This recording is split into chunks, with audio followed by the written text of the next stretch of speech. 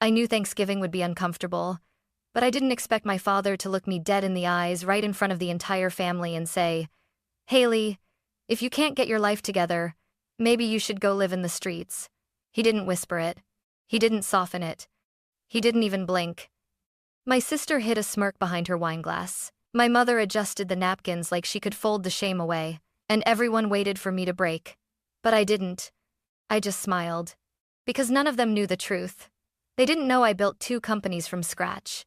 They didn't know I earned $25 million last year. They didn't know I had already stopped needing anything from them long ago. I stood up, smoothed my coat, and walked out of that house quietly. 3 weeks later, they walked into mine.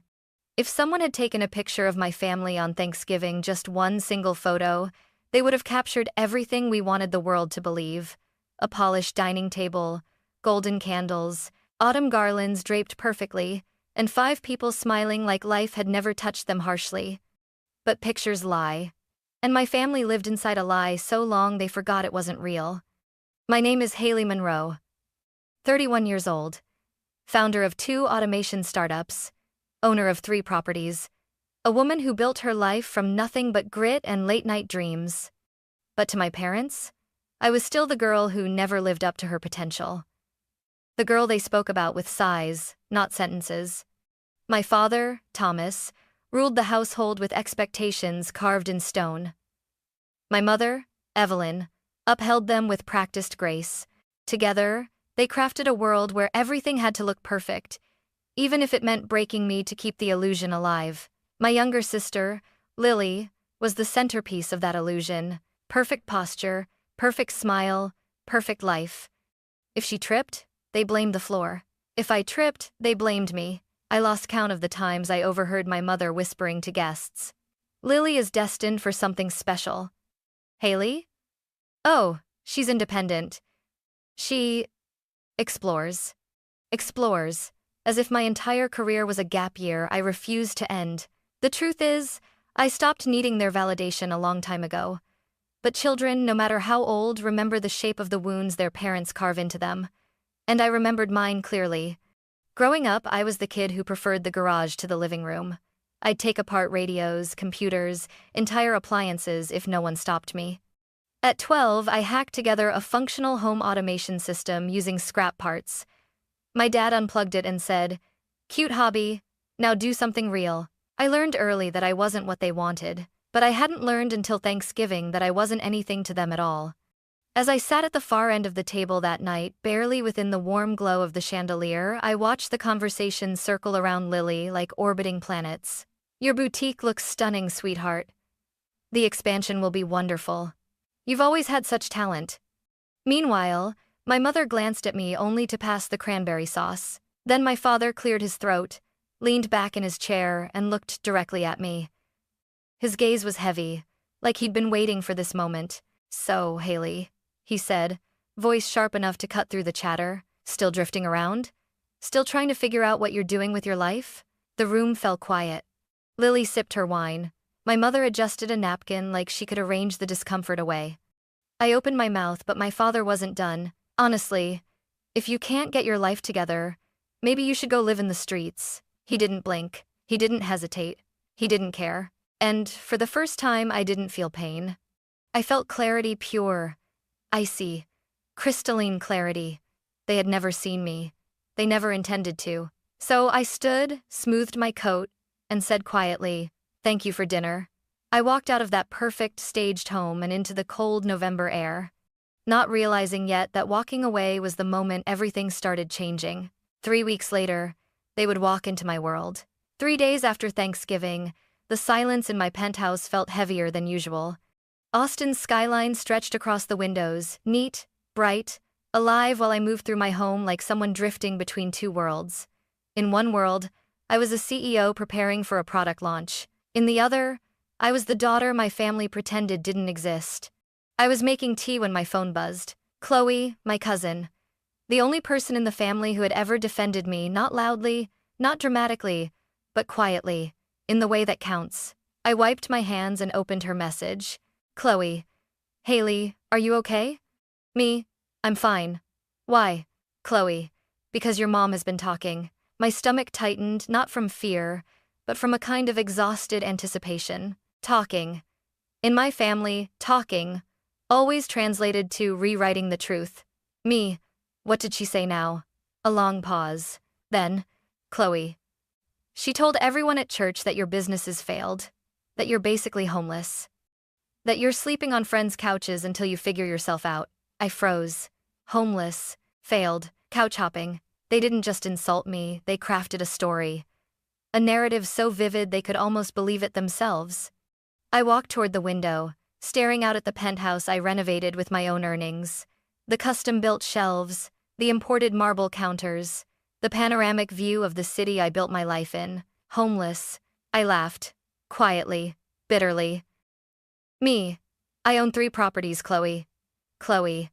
I know. But they don't want to know. That sentence hit me like a blow I didn't expect. They don't want to know. Not they don't know. Not they misunderstood. But they don't want to know. Because knowing would force them to confront the truth, that the daughter they dismissed outperformed every expectation they had for their perfect one, that their golden child wasn't the one succeeding, that their scapegoat wasn't failing, and that terrified them more than any truth ever could. I leaned my forehead against the cool glass. Me. What else did they say? Chloe hesitated. Chloe. Your dad said he's worried you might cling to them financially. Your mom said they've done enough and you need to grow up. Grow up. The same parents who forged a narrative of my incompetence now painted themselves as victims of my imagined dependence. My chest tightened not from hurt, but from insult. And as if the universe wanted to twist the knife deeper, Chloe sent one more message. Chloe. Also, Lily's boutique? It's struggling, badly. Your parents said they're exploring funding options. I think they're planning something. Funding options. I knew exactly what that meant. In my family, funding options meant find someone to blame, find someone to use, find someone whose name could take the fall, and the person they always reached for was me, the daughter they belittled, the daughter they discredited, the daughter they privately depended on while publicly dismissing. I walked into my office and sat at my desk, fingers tapping slowly against the wood.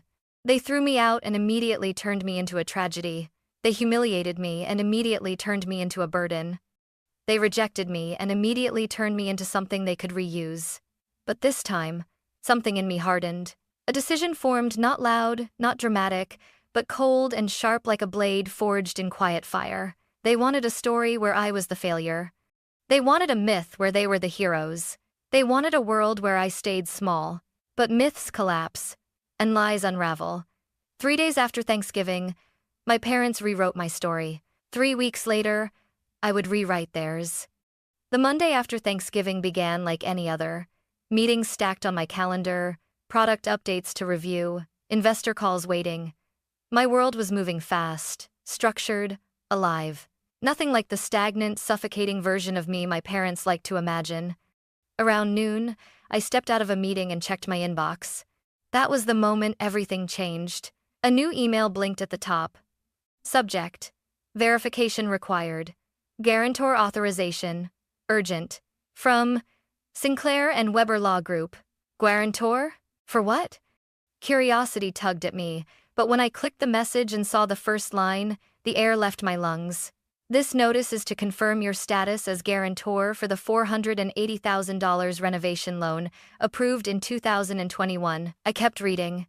Attached is the signed agreement, including your signature as financial guarantor. My signature. A cold whisper slid down my spine. I downloaded the file, opened the scan, zoomed in. There it was, Haley Monroe, written in a shape that tried to mimic mine but missed the rhythm. The strokes were wrong. The curve of the Y, the slope of the M. Someone had studied my signature but didn't understand it. They didn't need to understand it. They just needed it to look believable. My hands went numb. It wasn't a mistake. It wasn't miscommunication. It wasn't oversight. It was forgery. By someone who had access to documents with my signature on record. Someone close. Someone who assumed I wouldn't fight back. I stared at the screen, pulse hammering, the taste of betrayal thick on my tongue. My parents wouldn't. Would they? No, actually. Yes. Yes, they would. They would absolutely use my name if it benefited Lily. I scrolled again. Use of funds, boutique expansion, Lily Monroe. The room spun for a moment. The boutique they bragged about. The boutique, they said Lily, built with her own talent. The boutique they used to praise her as the successful one was built on my name, my signature, my creditworthiness, without my knowledge, without my consent, without a single conversation. And now the loan was entering risk of default, meaning I would be legally pursued as the guarantor, meaning my assets could be targeted in recovery, meaning they had dragged me into a financial disaster. They architected and shielded Lily from responsibility entirely. I closed my laptop before I threw it. My breath came slow and deliberate. Not shaky, not panicked, controlled. Because this wasn't new. It was simply the first time I had proof. I dialed the number at the bottom of the email. A woman answered politely. I introduced myself. She confirmed the documents. Confirmed the signature on file. Confirmed the outstanding balance. Confirmed the risk of default. Her voice softened when she asked, "Do you believe your signature was used without consent?" A pause. Me, yes. She exhaled like she wasn't surprised. "It happens more often than you'd think," she said. "We'll send over everything you need to dispute it legally, but you should speak to your attorney as soon as possible." I ended the call and immediately dialed Daniel Briggs, my lawyer, the same one who handled my acquisitions and intellectual property filings. He picked up on the second ring. "Daniel. Haley, you sound not like yourself." "Me. Someone forged my signature on a $480,000 loan." A beat of silence. Sharp, heavy. "Daniel, send me everything, right now." Within 10 minutes, we were on a video call. Documents spread across both our screens. Daniel's brows knit together deeper and deeper as he clicked through each file. "Daniel, this wasn't sloppy. This was deliberate." "Me. I know who did it." "Daniel. Then you know this won't be easy." "Me. I'm not looking for easy." He studied me for a long moment, long enough to see the resolve settling in my eyes. "Daniel, are you prepared to escalate this fully, including criminal implications?" "Me. They've been rewriting my life for years. Now they've tried to write it in my name." "Yes, I'm ready." He nodded, voice steady. "Daniel, then we start tonight." And we did. While my parents were probably telling someone that I was lost or struggling, I was gathering evidence, screenshots, dates, handwriting discrepancies, financial trails. Every truth they buried was clawing its way to the surface. They thought they could use me again. They thought I was still the girl desperate for approval. They thought forging my name would be just another secret they could hide beneath a polished family photo. They had no idea who I had become. And they had no idea that this time, I wasn't walking away quietly. Over the next 2 days, Daniel and I unraveled the truth thread by thread, each discovery tightening something inside my chest. Not grief, not shock, but a quiet, rising determination. The kind that doesn't scream. The kind that sharpens. By Wednesday morning, Daniel called again. I answered on the first ring. "Daniel. Haley, I've gone through everything. I need you to hear this clearly. What your parents did wasn't impulsive. It was coordinated." I didn't reply. I knew. "Daniel, the loan officers believed you had personally attended the signing. They were shown an ID. Someone practiced your signature. Someone rehearsed your mannerisms. This wasn't sloppy. They planned it." I closed my eyes, letting the truth settle not like a wound, but like armor. "Me. What happens now?" There was a long silence on his end. "Daniel, if the loan continues sliding, the lender will look for a financially stable guarantor to assume responsibility. If you take over the debt strategically, you can gain control of the asset tied to it." "Me. Control the boutique property?" "Daniel. Essentially, yes. Convert their manipulation into your leverage." I leaned back in my chair, the Austin skyline glowing behind me. My parents wanted me small. They wanted me powerless. They wanted me dependent. But their entire plan was built on one miscalculation. They thought I still needed them. "Me. What do you need from me?" "Daniel. Your decision." "Me. Do it." My voice didn't shake. It didn't rise. It settled, cold, certain. Because for the first time in my life, I wasn't playing defense. We began immediately. Daniel drafted formal letters challenging the signature, a legal request for authentication records, and a preliminary alert to the lender about potential fraud.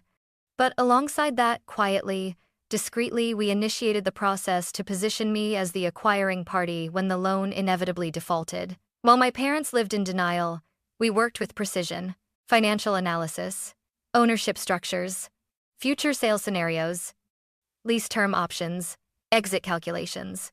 Every document they forged became another piece of evidence strengthening my position. Oddly, I felt calm, almost eerily calm. Pain reacts, clarity plans, and I was done reacting. That night, while reviewing a spreadsheet of projected losses Lily's boutique had racked up, I caught myself whispering aloud, "You should have left me out of your mess." Because that was the truth. I hadn't asked for this. I hadn't sought revenge. I hadn't wanted anything from them, not money, not attention, not redemption. All I wanted was distance. But they built a bridge made of lies and expected me to carry their weight across it. Not this time. Around 11 p.m., my phone buzzed again. Daniel, one more thing. The lender is concerned. They've already flagged the loan as unstable. It's slipping faster than expected. Meaning? Daniel, you could gain control sooner than we planned. I nodded, absorbing the shift. Good. The sooner this unravels, the better. He exhaled, maybe in relief, maybe in disbelief. Daniel, most people would be overwhelmed. You sound steady. Because I've lived through worse. They just hit it better. He didn't argue.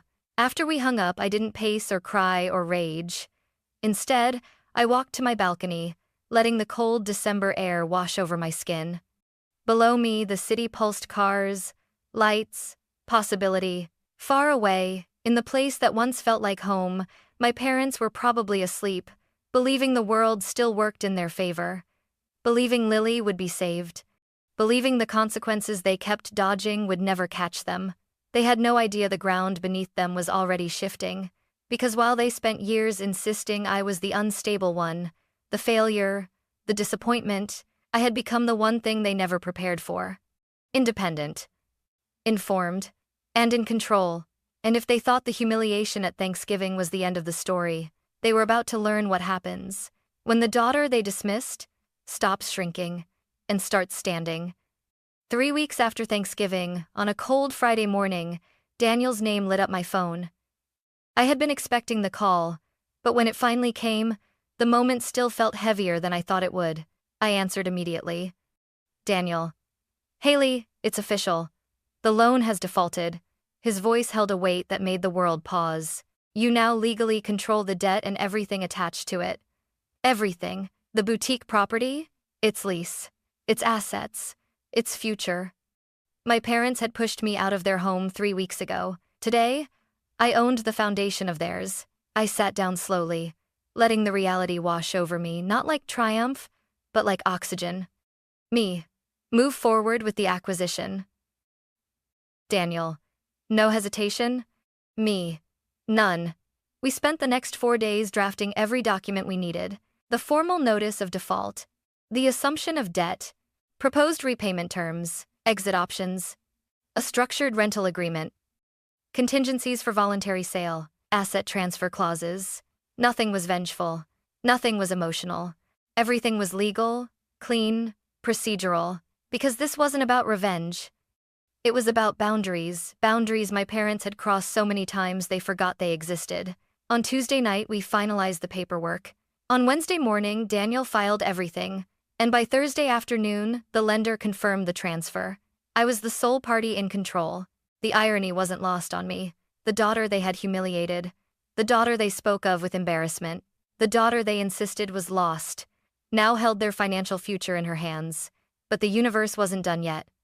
That evening, around 6:30 p.m., my phone buzzed again, this time with a name I didn't expect. Evan, Lily's boyfriend. I hesitated before answering. We weren't close, but he always treated me with a respect no one else in my family managed. Evan, what's wrong? His voice came out tight, urgent. Evan. Haley. I think your parents are in trouble. They got a notice from the lender this morning. They're panicking. Interesting.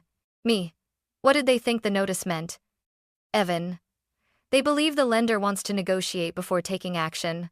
They think they still have time. They don't know it's you. A slow breath left my lungs. Of course they didn't know. My parents lived in a world where consequences belonged to other people. Me. How bad is it? Evan. Your mom is crying. Your dad is… quiet. Lily hasn't spoken all day. Haley. They're terrified. Terrified. It wasn't joy I felt. Not satisfaction. Not gloating. Just inevitability. Me. Evan, listen carefully. Tell them to meet me at Willow Ridge Restaurant. Friday, 7 p.m. He swallowed audibly. Evan. They think the lender will be there. Me. Good. Let them believe that. Another pause. Evan. Haley. Are you sure about this? Am I sure? 3 weeks ago, my father looked me in the eyes and told me to go live in the streets. 3 days later, they told people I was homeless. 2 years ago, they forged my signature. I was done feeling small. Done being rewritten. Done being useful only when they needed a shield. Me, I'm not trying to destroy them.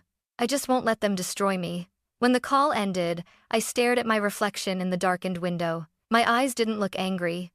Or vengeful. Or vindictive. Just steady. For the first time in my life, everything was aligned. My truth. My power. My boundaries. My voice. Friday would not be revenge. It would be clarity. They had painted me as weak, helpless, unstable. But the truth was coming. And this time they would have to see me whether they wanted to or not. Willow Ridge was quieter than usual that Friday evening. A dim, elegant restaurant tucked behind a row of oak trees. The kind of place where secrets could be spoken without ever spilling. Daniel arrived before I did, seated at the private table we reserved for 6. The candlelight flickered across polished glasses, reflecting calm where I felt calculation. By 7:04 p.m., the door finally opened. My mother entered first, perfect hair, perfect lipstick, a perfect expression stretched too tightly across her face. My father walked behind her, shoulders stiff, eyes darting like he already sensed something was off. And Lily. Lily lingered in the doorway, eyes glossy, like she was bracing for a truth she wasn't ready to hear. No one said hello. No one acknowledged me. They sat down in silence, the clink of chairs against the floor the only greeting I received. My mother cleared her throat. Mother. Haley, we appreciate you arranging this meeting with the lender. We believe this entire situation is a misunderstanding. Actually, but a bit of Lober's. I folded my hands neatly in front of me. Me.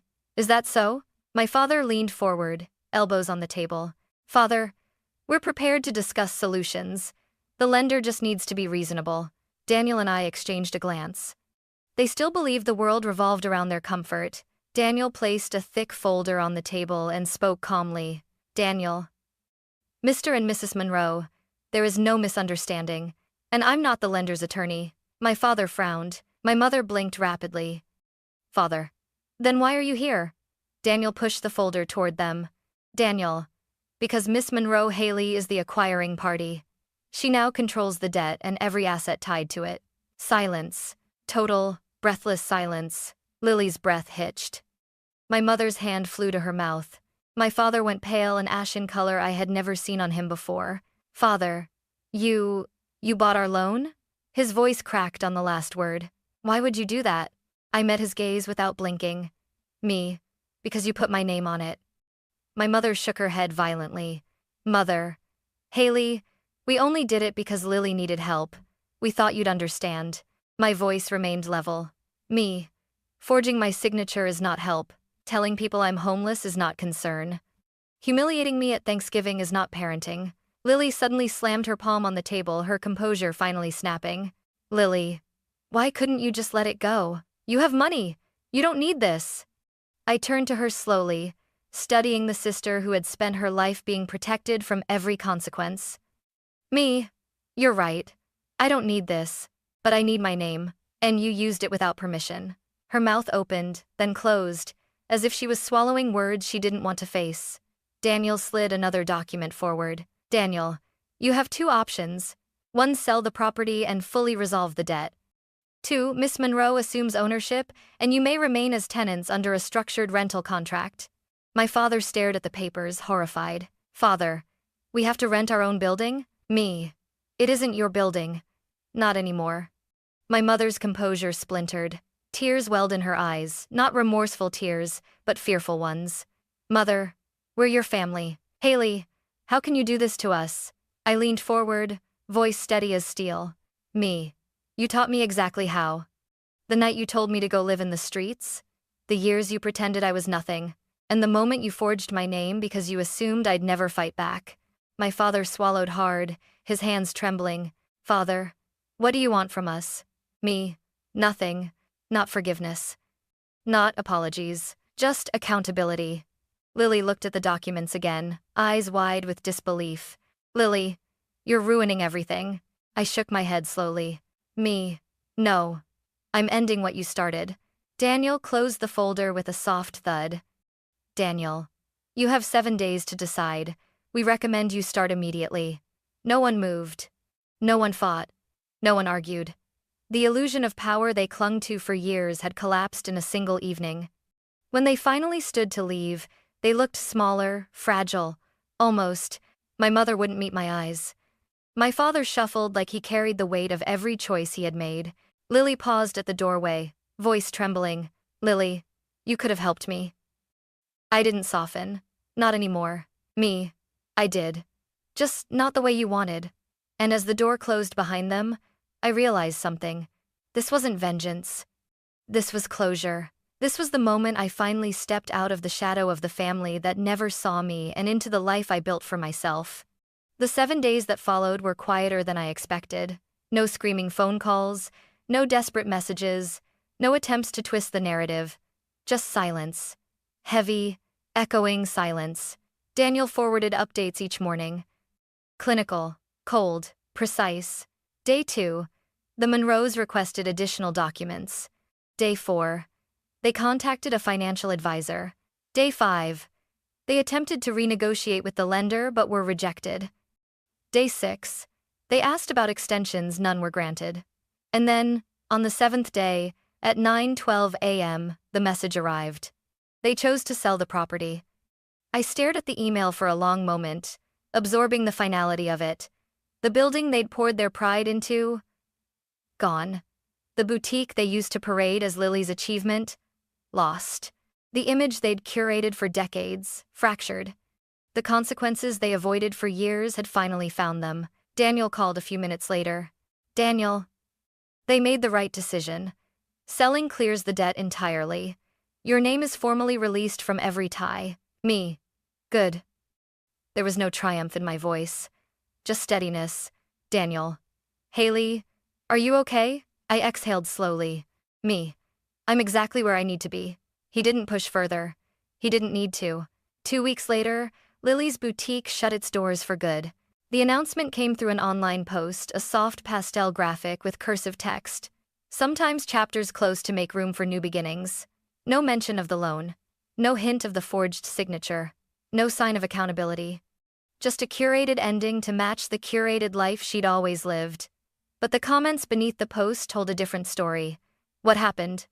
Is everything okay? Did the renovation fall through? I heard rumors about financial issues. The facade was cracking. Meanwhile, my parents withdrew from the social world they'd once dominated. No more brunches with church friends. No more holiday galas. No more polished family photos and matching outfits. Instead, they moved quietly into a smaller rental home across town. Not ruined. Not destitute. Just living within the boundaries reality finally enforced. Chloe texted me one afternoon. Chloe, they're different now. Just quiet. Your dad barely speaks. Your mom doesn't talk about the boutique anymore. Me. Are they angry? Chloe. I think they're scared. And maybe ashamed. Me. Ashamed of what they did? Chloe. Ashamed they got caught. I closed my eyes, letting those words settle. No apology was coming. No accountability beyond what the law demanded. No recognition of the damage they caused. And that, strangely, was the moment everything made sense. They hadn't failed as parents by accident. They failed because they believed they were incapable of being wrong. But I was done carrying the weight of their denial. One evening, as winter settled over Austin, I walked along the riverfront alone. The air was crisp, the city lights shimmering on the water. For the first time in a long time, my chest didn't feel tight. I felt free. Not because I won, not because their lives had crumbled, not because the debt was gone, but because I finally understood something I had ignored for years. Healing doesn't come from punishing the people who hurt you. Healing comes from choosing yourself after they do. My family's collapse wasn't my victory. My clarity was. They taught me to silence myself. I learned to speak. They taught me to shrink. I learned to stand. They taught me love was conditional. I learned love doesn't have to be earned. Walking along the water, I whispered into the cold air. You tried to define me. You tried to limit me. But you never knew me. The wind carried the words away, but the truth remained. The story they wrote about me had ended, and the one I was writing for myself was finally beginning. Winter settled slowly over Austin, softening the city's edges with cool air and early sunsets. My life, meanwhile, shifted into a stillness I had never known before. One without the constant background hum of trying to earn approval that was never mine to begin with. Work flourished. My teams thrived. My days filled with clarity instead of second-guessing. Yet the strangest part wasn't the success, it was the silence. A silence that no longer hurt. Some evenings, I'd stand on my balcony with a cup of tea, watching traffic move like a glowing river below. And I'd wonder, did my parents ever think about me? About what they said? About the signature they forged? About the story they told? Maybe they did, maybe they didn't. But their reflection was no longer my responsibility. A month after the confrontation, I received a message from Chloe. Chloe, just checking on you. Heard your parents are adjusting. Me? Adjusting? Chloe, yeah. Your dad works part-time at a hardware store. Your mom volunteers at the community center. They're quieter now. Softer, I think. I sat with that for a moment. Not angry, not vindicated, just reflective. Me. Are they okay? Chloe. They're surviving, but they're not the same people they were. Me. Maybe that's a good thing. Chloe. For them or for you? I smiled faintly. Me. Both. Because growth doesn't always look like success. Sometimes it looks like the collapse of illusion. My parents had spent their lives crafting a picture-perfect narrative, one that erased anything that didn't fit. Losing the boutique, losing the property, downsizing, it didn't destroy them. It humbled them. And humility, even late, is a beginning. But I wasn't waiting for them to change. I wasn't holding space for a reunion I no longer needed. Forgiveness wasn't the goal. Closure wasn't a door they needed to unlock. It was one I needed to walk through alone. I poured myself into things that mattered. I expanded one of my startups into a training program for young women in tech girls who reminded me of myself at 14, building code in secret, hoping someone would see the spark even if their families didn't. I took weekends off, something I'd never allowed myself before, and visited places I'd always postponed. A cabin in Colorado, a quiet lake outside Dallas, the art museum downtown. I surrounded myself with people who valued truth, kindness, accountability. People who didn't need me to shrink so they could shine. My life wasn't perfect, but it was mine.